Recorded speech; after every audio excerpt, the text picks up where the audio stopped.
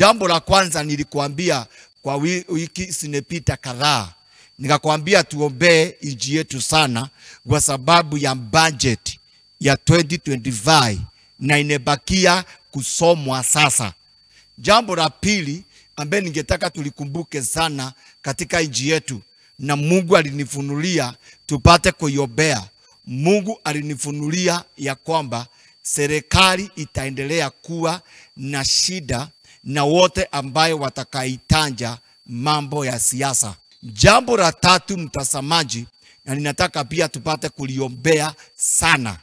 Wiki iliyopita niliambiwa kuna magavana hawatarudi kwa kiti yao kia ungavana mwaka wa pili.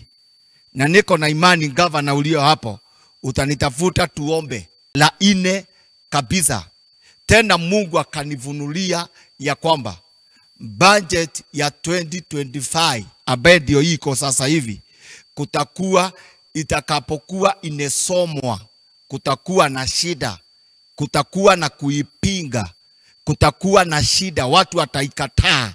Lakini Mungu akasema nami niambie wale ambao wanajua Mungu waiombee sana jambo hili. Leo nataka kuongea jambo la tano kwa mfano.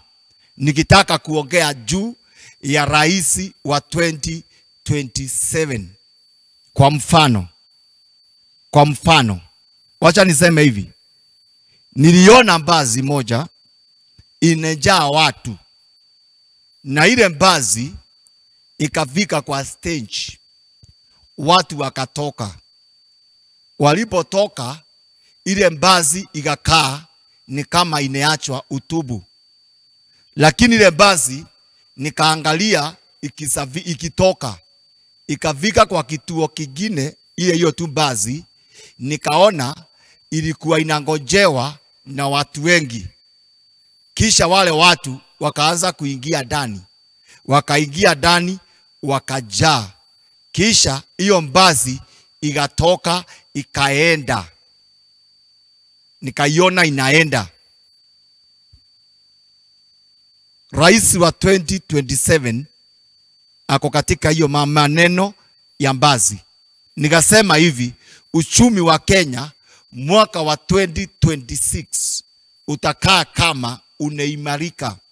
Ni kwa sababu yale mazito yaliyoko kwa sasa hivi Mungu alinifunulia yatakuwa yanepungua.